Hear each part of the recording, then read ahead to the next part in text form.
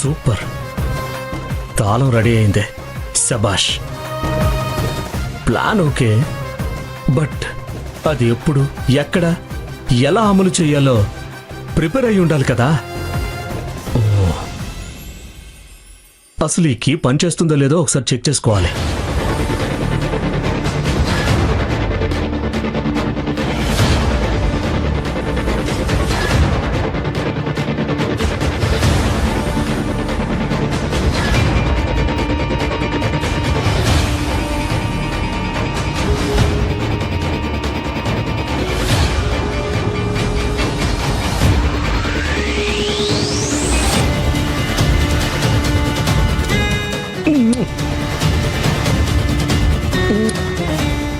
ఆయుధం రెడీ.